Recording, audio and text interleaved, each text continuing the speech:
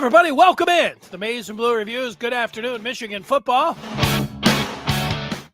On this Wednesday, we're here to talk a little bit about the Wolverines mid-season here. Plenty of things to talk about. Great to be here. Looking forward to this weekend and looking forward to today's show. You can always participate. You know, you're watching the show live. Put the feedback on there. We'll see where the people are at with Michigan.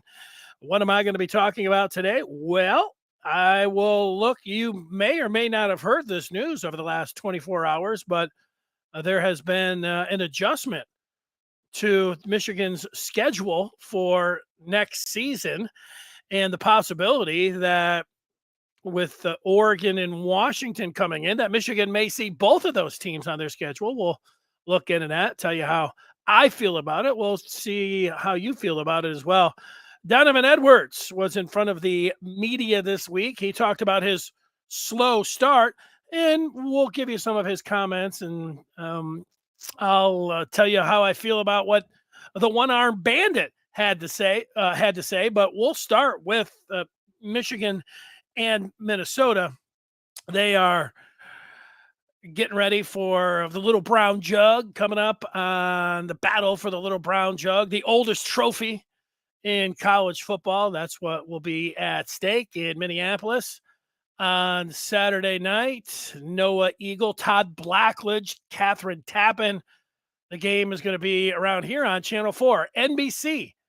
A little weird, a little different, but there it is, right at 7:30 for Michigan and Minnesota. Now, the way Michigan has played these last two games against Nebraska, they won 45-7. The way they started out against Rutgers and won that game 31-7. Michigan is looking pretty good. Meanwhile, Minnesota, they played Louisiana last week, but 2 weeks ago, they went to Evanston and lost to Northwestern in overtime. That's not a good look. That does not put the fear in me thinking about the Wildcats, who I thought were the worst team in the Big Ten. Minnesota dropping that game. PJ Fleck, that's a bad loss. Going to North Carolina and losing to the Tar Heels, all right, didn't put up many points. I watched a little bit of that game, taking care of Eastern Michigan, and then starting out the season in a slugfest. I did watch a lot of this game against Nebraska. That was back the last day of August, a Thursday, where Minnesota prevailed over Nebraska 13-10. So Michigan's looking pretty good going into this game. Michigan, 5 games in, their defense is a little bit better than I thought it was going to be.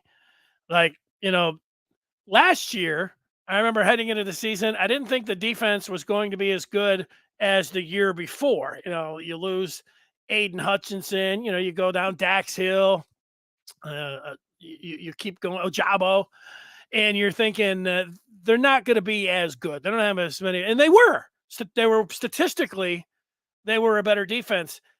This year's defense, I thought was going to be good, but they have been better than I thought, and they're the number one scoring defense in the country, just giving up 6 points per game. They haven't given up much. 6 points in the first half, maybe 11 points in the first half. Well, let me think. They gave up. They were up 23-0 on East Carolina, 21-0 on UNLV. BG got 6 points on them, and then Rutgers scored that first touchdown. So yeah, they've given up 13 points in the first half. That's it, and they are the number one defense, red zone defense in the country. Feel pretty good about Michigan's chances of going up to Minneapolis, punching Minnesota in the mouth, grabbing the jug, and returning home. So that's how I feel about the game coming up. Would I like to see, if I'm making a things I would like to see list for Michigan, I feel really confident that they're going to win the game. I would like to see Donovan Edwards have some splash plays, and touchdowns would be fine, but some big plays, get his confidence. We'll see what Donovan Edwards had to say yesterday, but would like to see his confidence get up there a little bit. That's like I don't know, the only thing, that you're looking for on offense? You want to say, I'd like to see some depth with the wide receivers, or, they've shown a little bit of that. Okay. You know, more from Khalil Money, whatever it is. I would identify on the offense Edwards. And I've said this now for a couple weeks. So it's the same thing. I'd like to see a little bit more from Donovan Edwards. On the defensive side, I would like to see Rod Moore look like the Rod Moore from the last 2 years. And, he didn't play those first 3 games, and he gave up a touchdown. So that coming back from injury, you never know if it's, something that's lingering or if it's going to take a few games to ramp up, whatever it is. I'd like to see Rod Moore look like the Rod Moore from the last 2 seasons.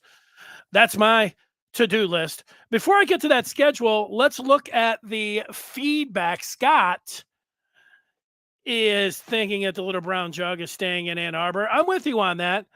JP, we have not heard from him in a while on the show, and he has given the reason. He said at 45 years old, he had a heart attack. So he is just relaxing with a live heart monitor on and still screaming, "Go Blue." Well, I don't know about that last part. It's good, Jason, that I think you're going to have a comfortable week and a nice Saturday. And I don't think there's going to be a lot of tension in the Michigan game, famous last words and everything else. But I think you should just be able to. I'm glad Michigan's not playing, Ohio State or Penn State this Saturday, or I'd be a little bit more worried about at least the relaxing part. But all the best to you. Take it easy. And our thoughts right now are we're going to convey them over to you and wish you a speedy recovery when it comes down to that. And we see most of the people on the chat are telling, hey, get well soon. There you go. Let's do it. We have Antoine, who is talking about Urban Meyer, has been talking with Michigan State about a possible job. Very interesting development. Antoine sent me a link to a podcast, and I looked into that a little bit. So the possibility that Urban Meyer maybe has traveled to East Lansing to have a conversation with Michigan State. Now, how do you feel about that? So how would you feel if Urban Meyer, the first thing, there's a report that he has gone to East Lansing. The first thing when I see a story like this, I say, so would Urban Meyer be interested in coaching in college football again? I say yes. Why would I say that? He's 60 years old. That's what he is. He's a football coach. You can say, well, he's really comfortable just sitting back at Fox, raking in the cash. True. But the roar of the crowd, being the CEO, being a head coach in football, when you are wanted, and he's wanted, being able to get back there on the sideline, I would think that 100% that he would be interested in coaching again. Would he be interested in Michigan State? Now, there's a question I'm not 100% sure in, but there's only so many jobs, the USC job or the Notre Dame job. There's, the top tier jobs. Of course, that's what, you would think that you want, but you start looking through those from Texas to Florida, maybe to Florida State. And, what jobs would, want Urban Meyer, the very top? Do you see any of those, popping open anytime soon? I don't. So Michigan State, would he be interested, $80-90 million? I would think that they'd have to fork over. You'd say, I don't know, how can Michigan State do that when they're embroiled in this Mel Tucker court case? I don't have the answers for that, but I think that they could come up and find the money to get. I don't think that's going to be the problem for Michigan State. So I think he would be interested. I think there's a chance that he'd be interested in Michigan State. I don't think money would be an issue for the Spartans. Now, Urban Meyer is not the same coach that was at Ohio State.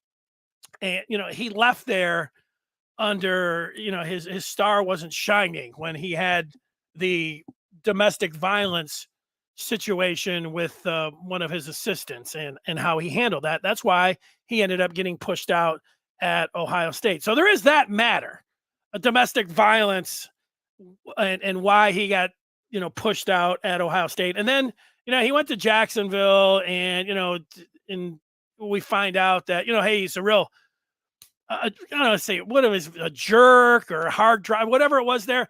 I think when you coach in the NFL and you're a college coach, we've seen it so many times where guys go to the pros and it doesn't work out. I don't think anybody's holding that part, how he dealt with the players and, he would kick at the kicker or whatever. Like, hey, winning football games, that's what it's about. So his star isn't as shiny. But when you're thinking about at Michigan State, if the idea is to get the best coach that can win you games, I think that Urban Meyer would be number one.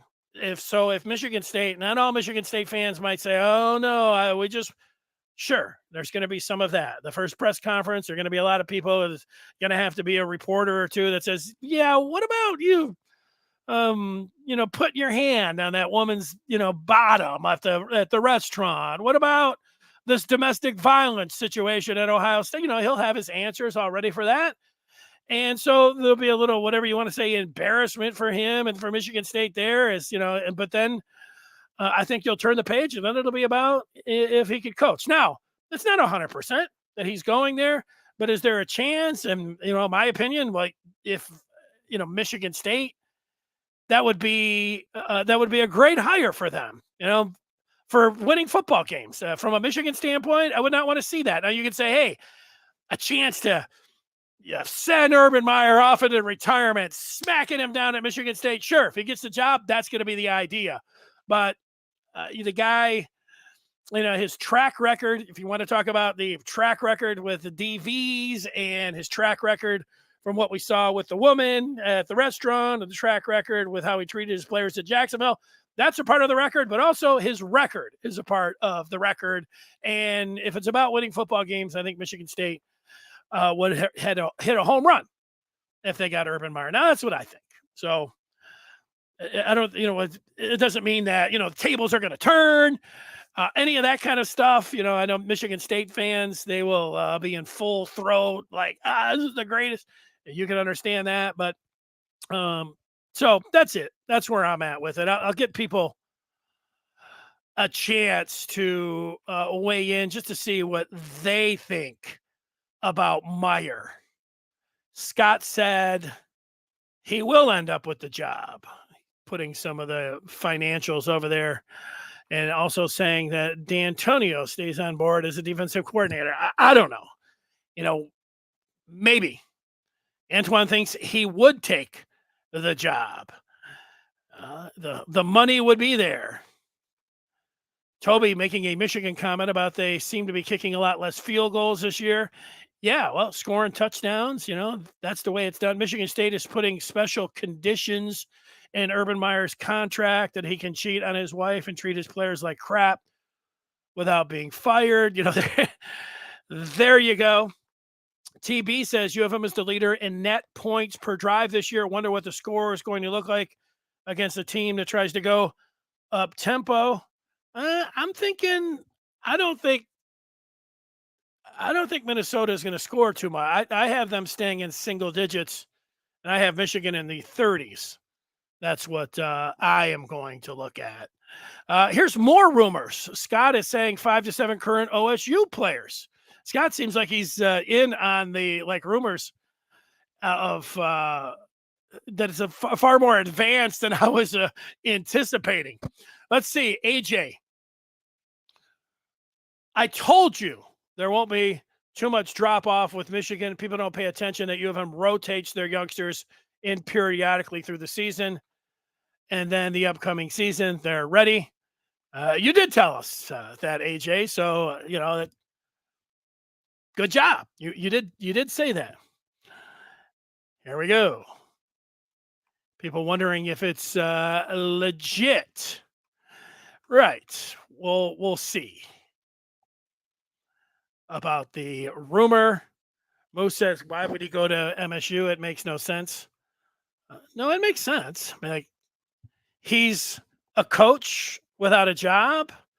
And however you want to look at the Michigan State job, as Michigan fans, you look at it as like a mid Big Ten. It's not a lower tier, but it's you want to, if you think about it, you want to be in the Big Ten or the SEC. So then you start going over the top tier, Georgia, Alabama. You start to say Florida or Tennessee. You start looking at those jobs. Is he going to get any of those next year? No. Ohio State. He's not going back to Ohio State. Obviously, he's not going to take the Michigan job, Penn State. So then you have to go down to that next level. And that Michigan State, I think you can make a case they're in that next level. And so that's why. And, they can give them a lot of money, and it's an open job to get back into the game. So when you say it makes no sense, it makes a lot of sense.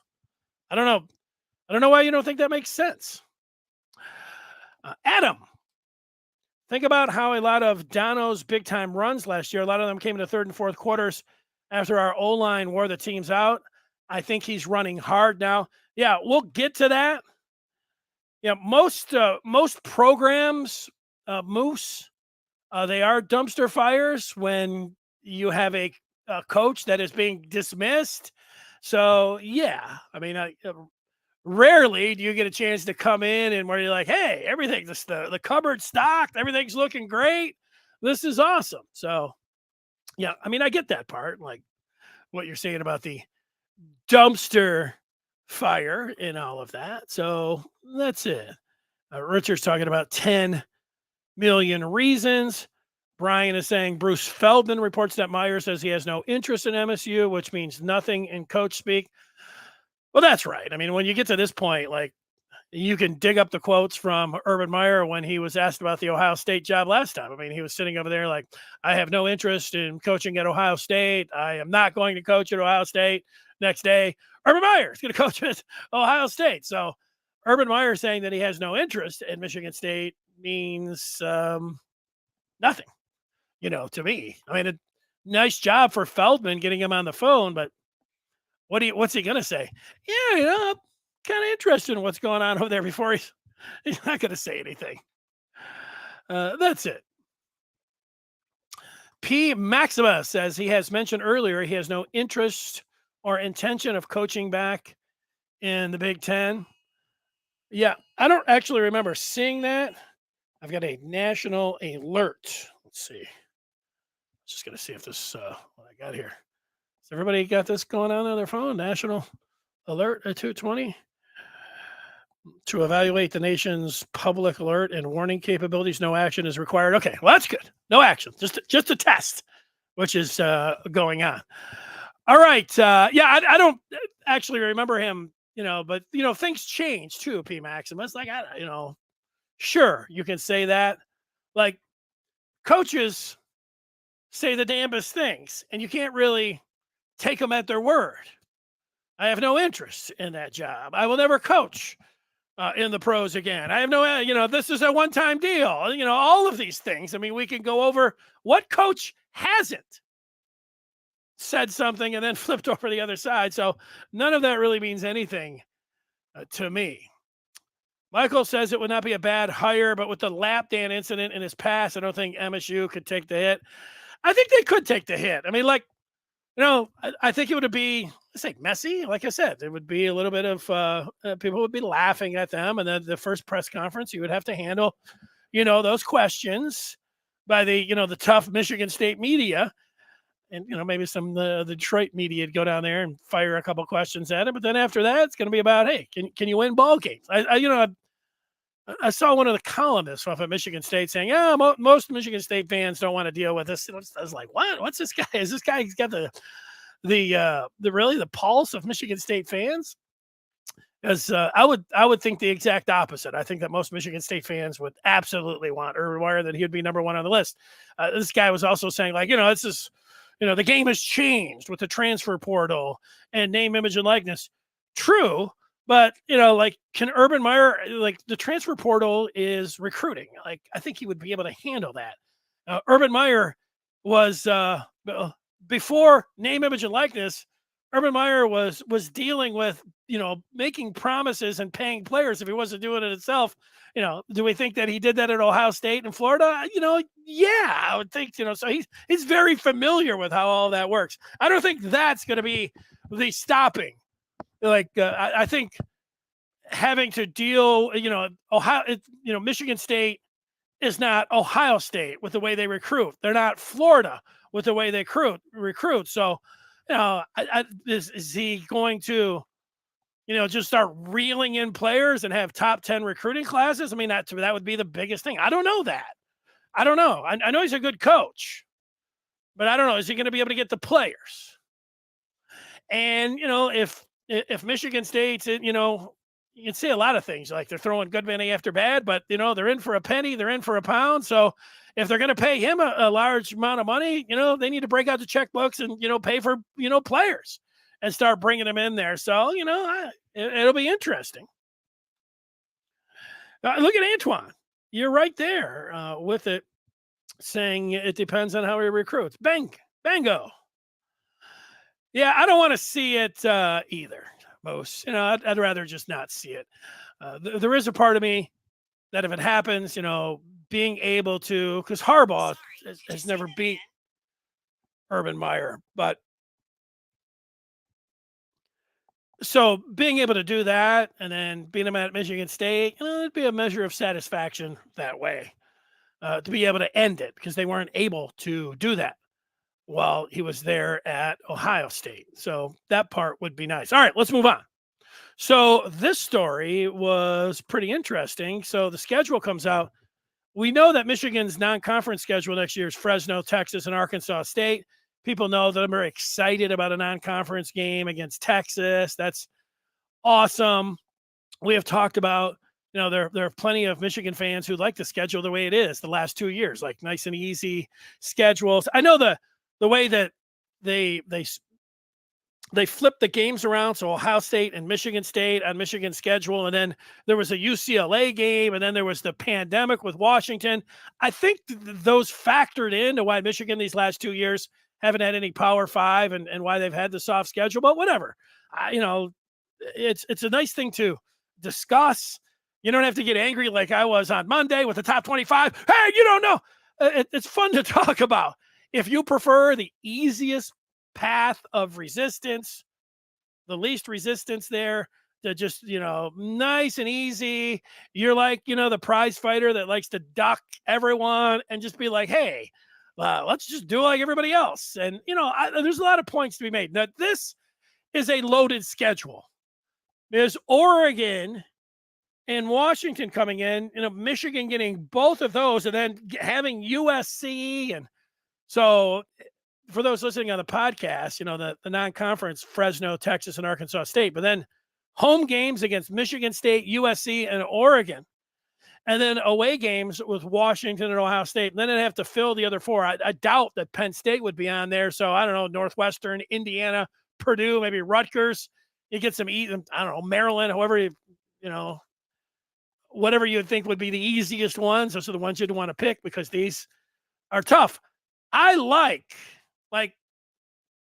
wouldn't this be a great year to have season tickets? Texas, USC, Michigan State, Oregon, let's go.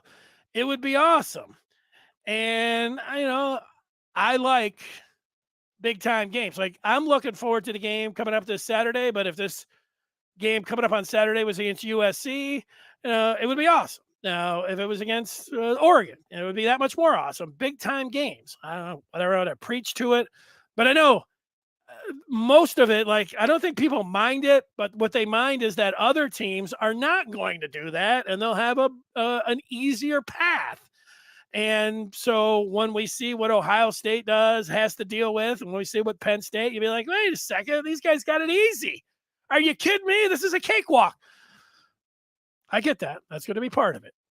I think the other part is that, look, the upside is that there's a 12-team playoff coming next year as well. I mean, college football is changing.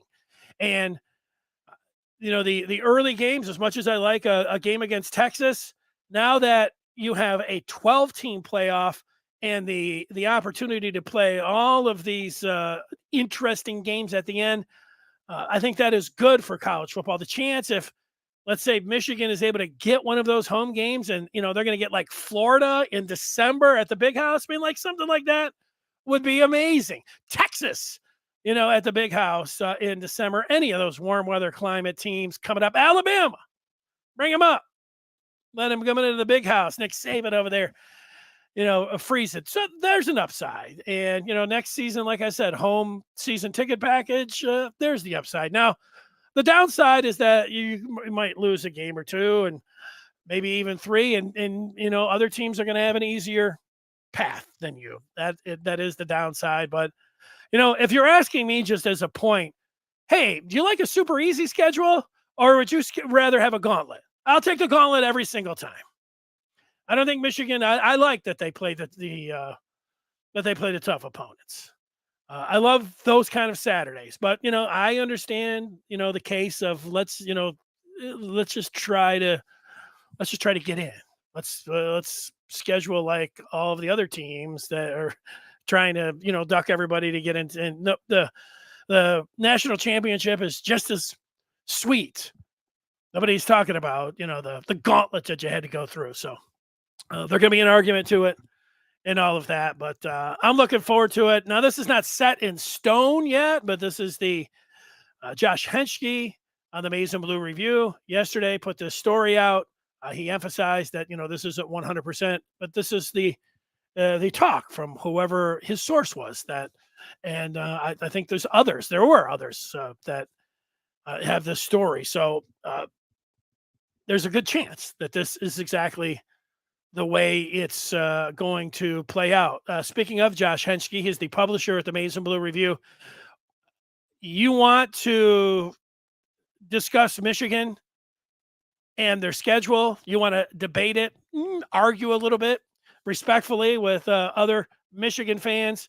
It's a great way. This is a community on michigan.rivals.com. The Den, they're discussing Urban Meyer and what he would bring to the table in East Lansing. All of that, recruiting, transfer portal, give us a shot. I think you'll like what you see there. The holidays right around the corner, midway through the Michigan football season. I don't know, what else can I say? I mean, I can lead you right to the water there. You're thirsty and you're thinking, I want just more Michigan coverage. There it is. Please join. I'd love to see you over there on the Den. There it is. Mark says he's going back to Urban Meyer. He's going to be going there to consult, but that's how relationships develop. P. Maximus. Similarities with Beeline with the Cleveland hire. Success in college doesn't necessarily translate to the pros. No question. In fact, there's very few college coaches that have gone on to the pros and have had success. I can think of Jim Harbaugh. Who else has been able to do it? Not many. Now, yeah, Jimmy Johnson when he was at Miami, but there haven't been many that has followed the Harbaugh route where, okay, he was successful at college and he went to the pros, but then went back to college as a successful. Is there a coach that has had as much success as Jim Harbaugh in the pros and then went back to college? I don't know. I don't think so. So that's what Michigan's got going for them. Yeah, Richard, I agree with you. You don't want to see Urban back in the Big Ten. Brian says Fox puts him in front of the camera every week. Nobody cares about his ethics.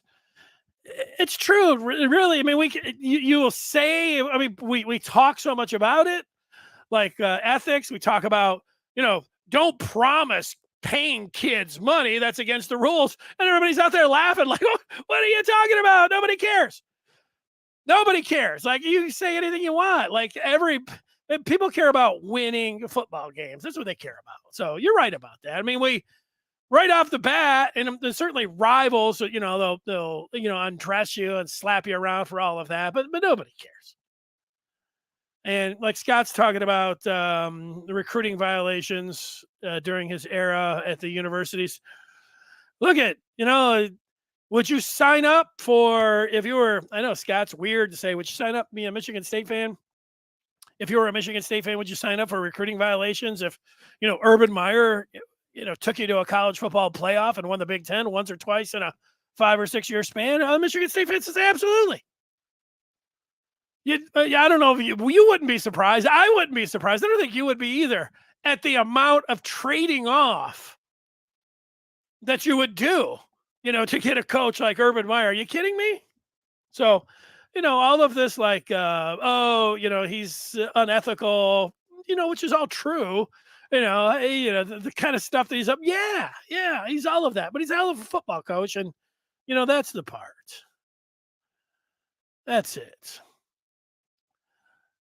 Let's see. I just want to see Donovan get a 10+ yard. Hopefully, it's coming soon.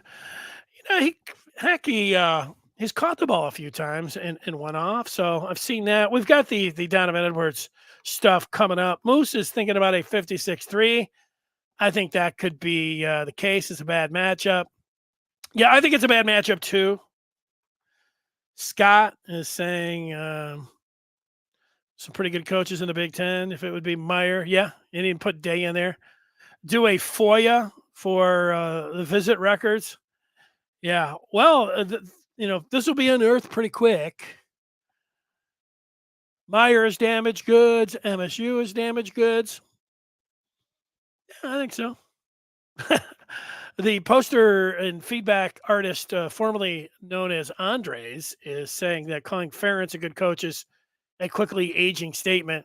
Yeah, I've never really been all that impressed with Kirk Ferentz myself, a game day, manager, but yeah, nepotism and all of that hasn't really worked out well for him.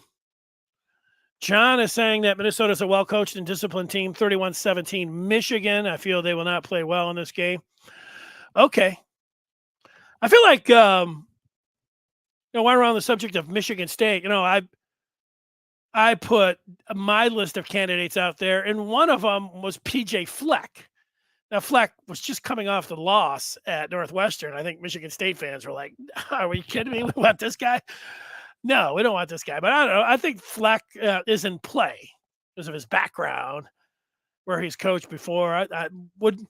Would Fleck be a better coach than Meyer? I don't think so. I think Meyer would be, and I think every Michigan State fan would think that. Well, I still think Fleck's a pretty good coach. I just think Fleck is, he's got that bad loss. So that's it. Let's see. One of the greatest performances in Nebraska Saturday. No penalties. No penalties, no turnovers, Richard. That was Michigan. They're not number one in the nation, but they're number 2 in the nation with the fewest penalties. So, yeah, that's a disciplined football team. You're able to go over there and go an entire game without having any penalties. That's amazing. Of course, your rivals will say, yeah, that's Michigan. The refs are scared to throw the flag. Moose is saying that not only Feldman, but Brady Quinn both said it was false about Meyer. Yeah, okay. But that doesn't really mean anything. The alert system. How would Izzo and Meyer get along? That's a very good question. Good job, Scott. I like that one. I'm not really sure. We never needed... talking about Andres. Let's go. Saban loved MSU for a couple years. Most doesn't want Meyer back because he's an elite recruiter. Yeah, that's it. Old timer 56 is saying 5 games against potential top teams. Yeah, that's it. It's a juggernaut. However, if we look through in Michigan, are we thinking JJ McCarthy's not coming back? Probably. Is Bo Nix? He's going to be gone at Oregon. I think the Caleb Williams will be gone at USC. Michael Penix, he'll be gone from Washington. So there's that part. Who's the quarterback at Texas? Ewers? He gone. So, Manning. Who cares who's the quarterback at Michigan State? But so there'll be, some different QBs, and who cares who the quarterback at Ohio State is, right? Right, Antoine? Is that where we're at? Richard, please sign the contract. Richard, I failed. Monday I was there, and right at the end, I should have jumped in and said, Jim, if the contract is available, would you go ahead and sign it? But I didn't. I didn't put my hand up there at the end. But that's going to be on my list of things to do on Monday. Let's see how things go over the weekend. But if it's a nice, easy breezy game, and there's not a lot of questions being fired at Harbaugh, I can see my hand going up and saying, Jim, how open would you be if the president and athletic director wanted you to sign a contract before the end of the season? I think that's exactly how I would ask it. And I'd have to be prepared to come back pretty quick, because he would say, I'm not going to talk about that while the season's going on. But yeah, I think I'd have to come back and say, yeah, but if you just said you would be open, it would be over. And then he'll just come back and say, I'm not talking about that. And then would I fire off a third question? So you're open to the possibility about going to the NFL. Now a third one might not make Jim Harbaugh so happy if I mention the NFL there. And then he'll just say, I'm out. Good day. But I'm prepared. I'll have that in my pocket ready to go on Monday. Again, I have to see how everything goes, and I don't always get all the questions in. And but there might be more pressing questions than that. But that's on my list, and it was on the list. Everything was going so well. It was such a happy time on Monday. Harbaugh was up there, man. Practice is going great. The players are doing a great job. Everybody's just in a great mood and everything else. So I just kind of let it just fly. Just kind of let it cruise through, man. Let's go. No reason for all of that. Let's get to Donovan Edwards. 97 was a gauntlet. Yeah, it was climbing the mountain. Remember? Derek, nice to see you on here, Derek. DJ saying Michigan will be rested for the last 3 games of the schedule. Blake's only got about 20 snaps a game. Last year he was getting 30. Yeah, there were some injuries. I remember he carried the ball 30 times, 30 carries. He had 245 yards against Maryland last year. And I remember him saying, yeah, if I got to carry it 30 times. But Edwards was a little bit banged up. And I also think Harbaugh, when it comes to running backs in the NFL, we know that's been one of the focus. Guys aren't getting their money, and being able to not wear the tread out as much, keeping these guys fresh is part of it. It's helping them out for the, if you can have those kind of, if you can share the carries, it can be a good thing in the bigger games if needed. Maybe you need to. Blake earlier this year said, hey, if I got to go to 20, if I got to go to 30, made a joke about, Mike Hart, his position coach, getting 51 against Michigan State. I won. Yeah, I don't think they're going to give him 51 carries.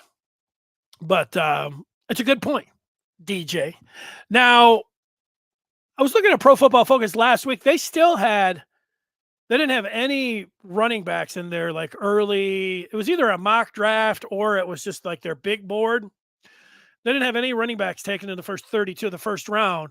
And then they had, is it Benson at Florida State? They had him as being the number 1 back being taken off the board. They had Blake Corum a few picks later as the second best. This is how Pro Football Focus looked at their NFL prospects. Number 3 on that list, the 1-hour bandit, Donovan Edwards. So he hasn't fallen very much. Now that was before this past Saturday's game. So, we'll see. Speaking of Donovan Edwards, let's get to him. So he talked yesterday, and here's what he had to say. I like these comments. We'll see what you think. Donovan Edwards talked about his first 5 games, and he said, quote, it's a slow start, of course, but there's more games to come. I'm not tripping at all, not one bit. I know I get bashed a little bit. Critics are critics. Who cares? But at the end of the day, I know what I can improve on. I know what I'm doing well. That's all I can continue to do is be me.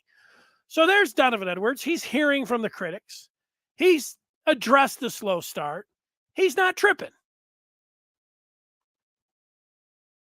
He says, I guess I find myself second guessing things searching for the big plays when the big plays are going to happen. Nothing is wrong. Honestly, there's nothing wrong.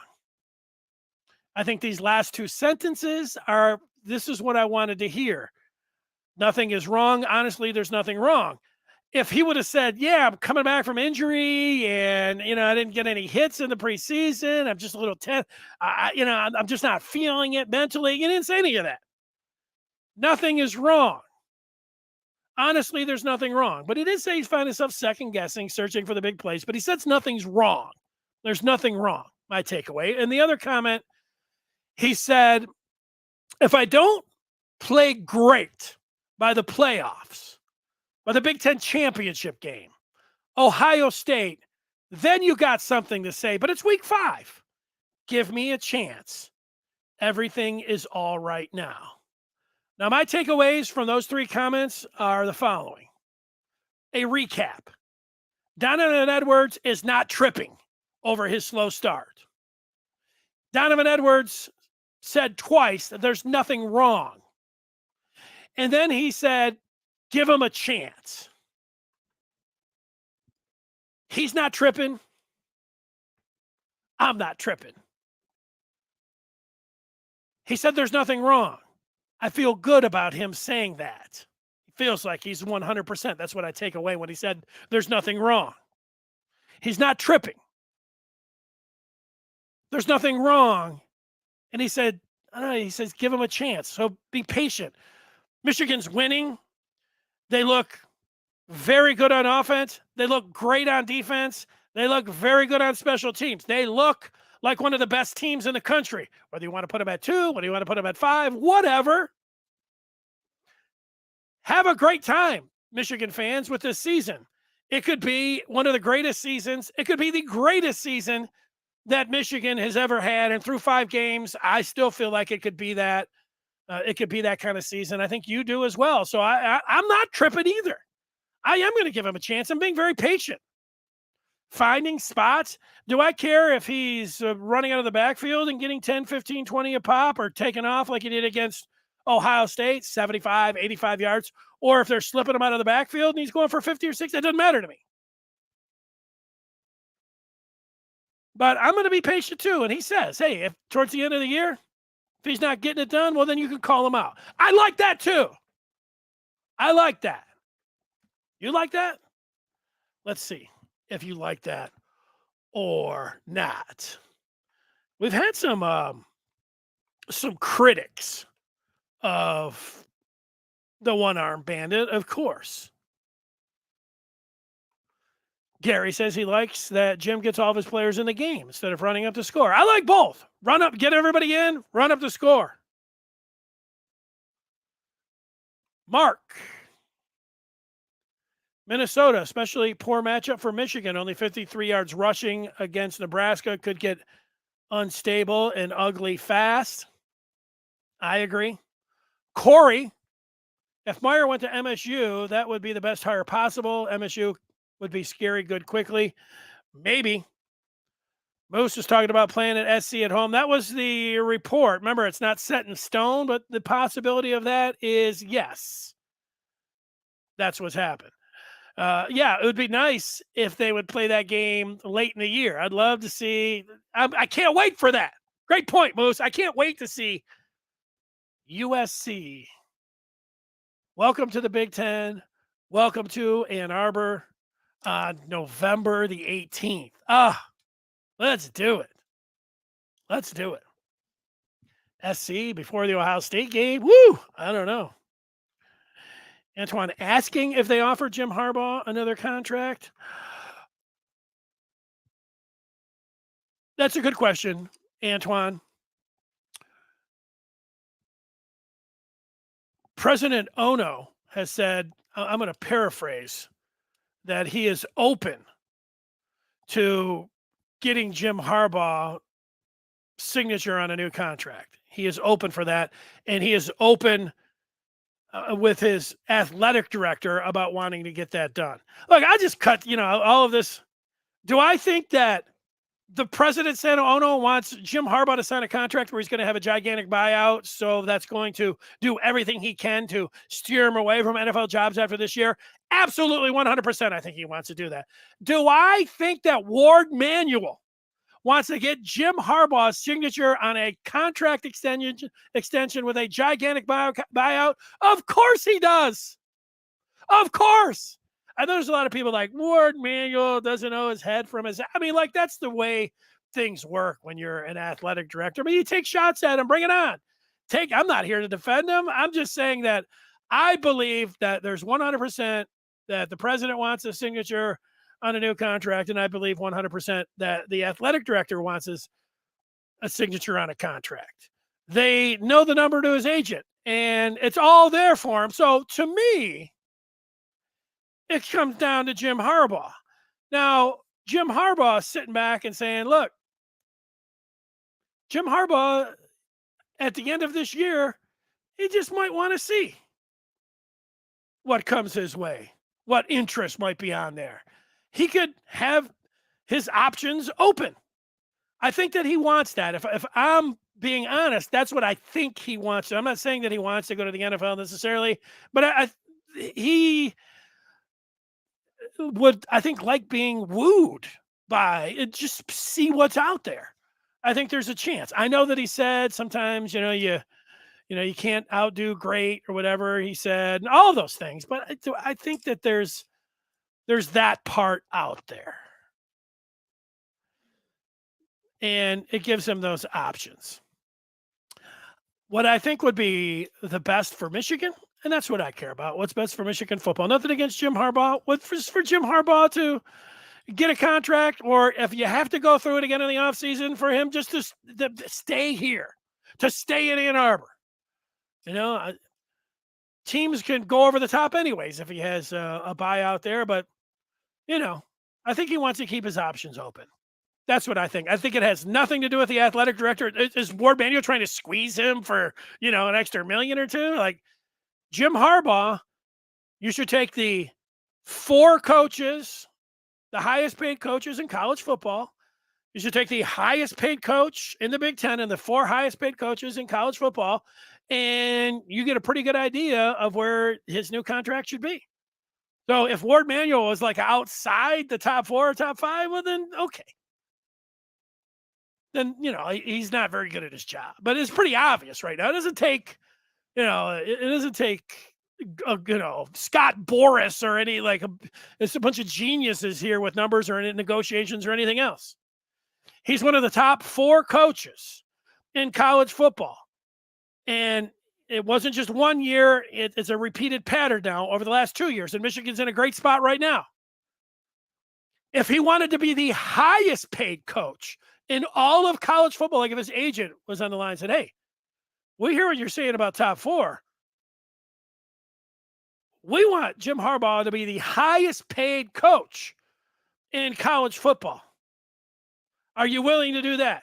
Now, I would say yes. I mean, if you're top 4 and his deal's up and you want to do away with the end of the year stuff and all the NFL, do it. Whatever he wants. Am I saying hand him a blank check? I am saying hand him a blank check. Whatever he wants. And wants to go through that with the idea that there's going to be a gigantic buyout over there. I would do that. You say, would you give him a lifetime contract? I mean, he's 60 years old. Is he going to get a 10-year deal? Extension? 8 years? Whatever it is? That's pretty close to being a lifetime deal. Anyways. So, yeah. I know that there's the other side about, well, what if, the bottom falls out or something? I don't know. What if the bottom falls out? I just don't see the bottom falling out. It took him a long time to get in this position. And now, could he be frustrated about name, image, and likeness or academics, politics? Yes, I think that there's that side too. But I don't know, where he sits on all of those items. His relationship with the athletic director. You say, well, he's soured with that. I mean, maybe those things are there. MSU should hire Pat Fitzgerald. I think Fitzgerald's going to have to go to the pros, and I think it's funny how those things work. How like funny how I say those things, like uh, him knowing about the hazing and naked players and the stuff that was going on. I mean, absurd that he knew about it. It appears that he knew about it, and so you'd say, yeah, you can't touch Pat Fitzgerald if you're at another university. But the same thing was said about Urban Meyer when he was done at Ohio State. It's like domestic violence, and he looked the other way. I mean, this guy's not coaching again. Well, he is coaching again. He went to the pros, and now there's a number of colleges that would love to have Urban Meyer. I think it's going to take a few years with Fitzgerald, is what I'm saying. But do I think he could coach again in college? I do. That's a straightforward. I agree. Slow playing the contract. We'll see.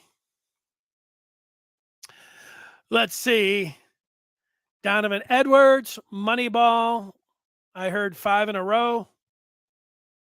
What's that mean? Richard says Dono's a great kid.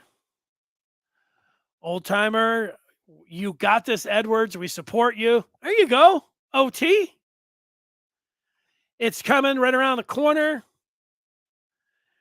AJ's recommending he doesn't like the tiptoeing. I think he's off on that, but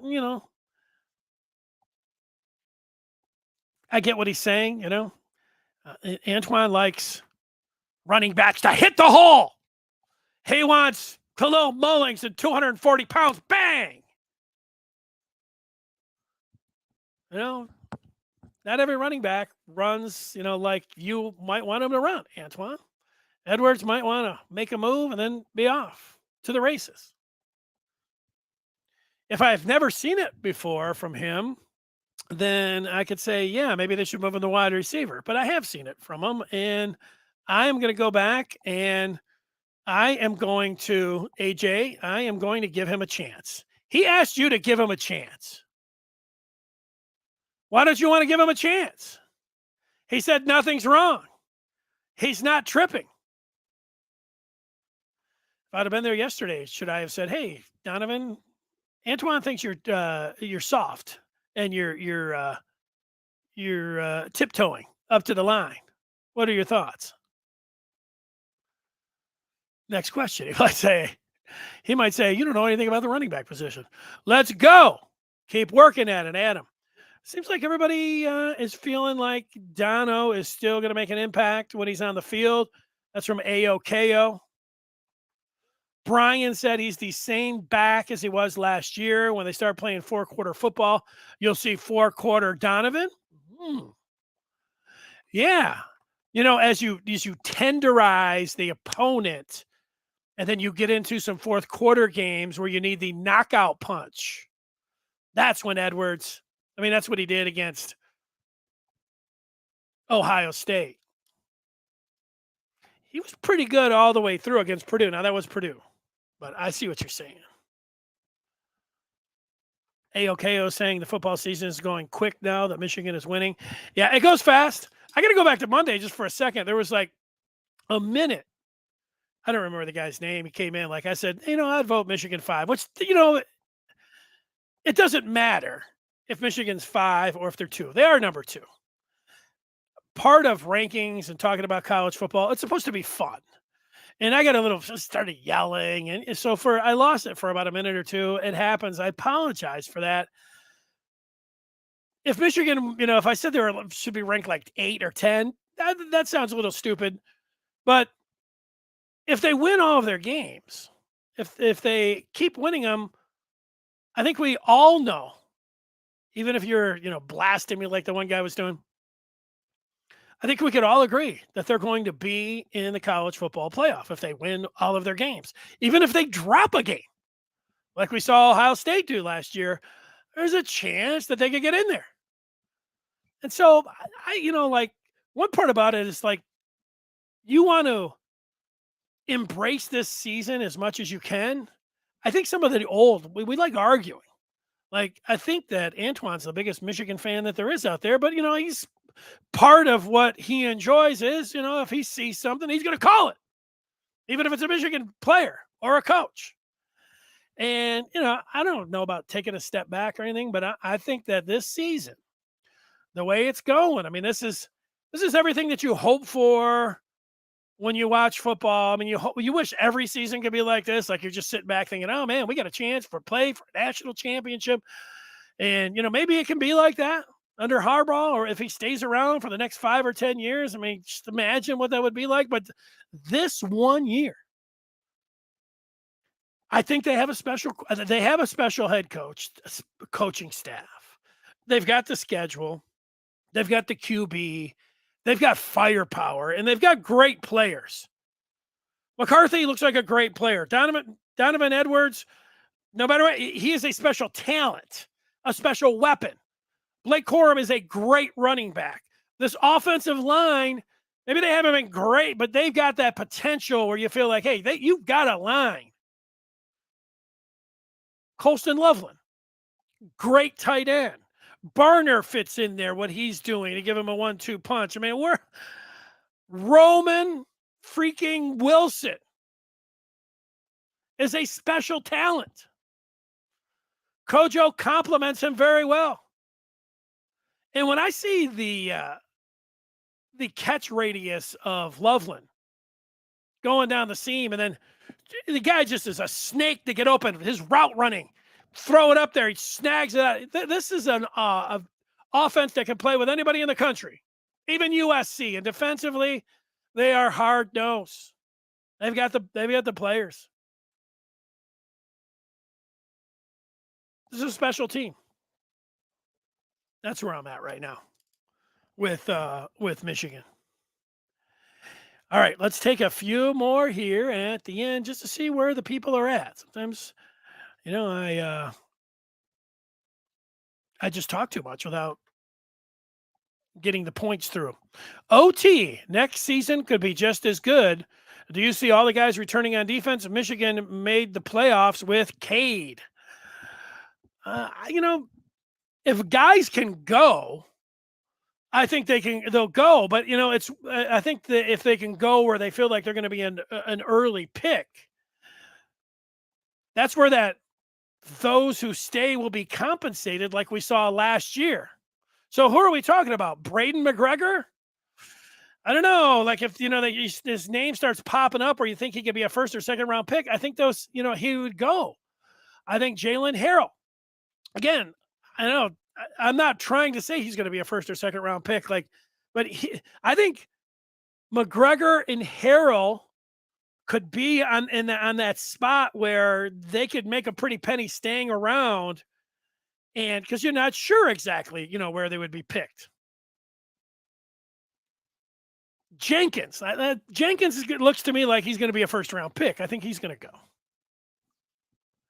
Who else are we talking? Will Johnson can't go. He's only been around for 2 years. Rod Moore has gotten off to a slow start. Before the season, you'd say that he could have been a candidate, but who knows?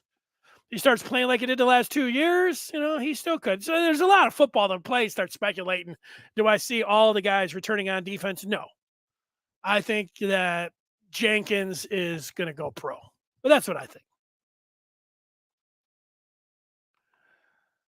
You're talking about the guys that will be juniors next season. Well, Grant and Graham played as true freshmen, and they have to be around for 3 years, so they're going to be around for sure. Hausman, I would think that he's going to be around. Sab has to play, and Will Johnson, they can't go anywhere. That's it. Aokeo says one more year crowd is funded, not booster associated or sponsored through a corporation. That's right. Michigan might have 20 players drafted. Well, yeah, getting drafted and then getting drafted are different. Moose, what we're saying? Sure. A lot of those guys on the offensive line, Zinter and Keegan, those guys are going to get drafted. This guy's going to get drafted early. Nucci, the whole offensive line from what we see there. Corum, Edwards, McCarthy. Yeah. I mean, those guys, when you start talking about it, McCarthy, Edwards, Corum. Those guys are getting drafted early. So that's it. AJ is thinking about Jaden Denical, looking real nice. He might be ready soon. Ready for what? Ready to be third string? Because it looks like Jack Tuttle, if for whatever reason, Michigan gets up 50 for this reason. Michigan gets up 50-0 to get into the third quarter. And I think you got Tuttle is QB2. But do I think Denegal is QB3? Yeah, I think you're there. Could he push to be QB2? There you go. Yeah, I'm not trying to argue about draft picks or anything else. That's it. A little, I'm not talking about, here I am saying, I'm not talking about next year. I was talking about next year's schedule earlier. I'm not talking about the draft. Let's talk about the draft. It's all right. It's all good. It's all fun.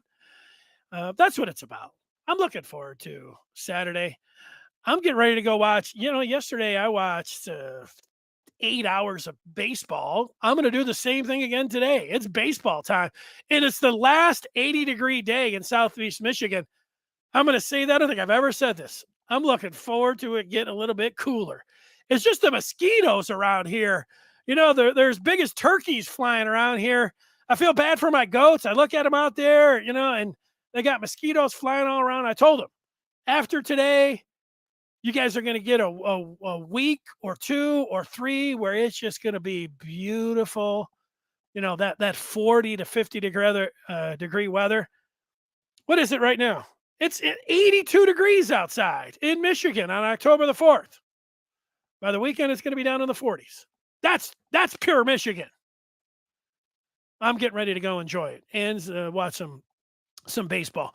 We'll see you over on the Maize and Blue Review. I would love to see some of you over on the Maize and Blue Review. If I could get a certain number of people over there on the Maize and Blue Review, I could be motivated to say, hey, let's start doing more of these shows, man. We're getting the reaction through the podcast. That's what it's about. Join up for the Maize and Blue Review. We'll see you here on Friday to preview the Little Brown Jug, the rest of the college football week. Anything else that happens out there, coaching, schedules, we'll cover it. We'll talk about it. Get better, JP. Take it nice and easy.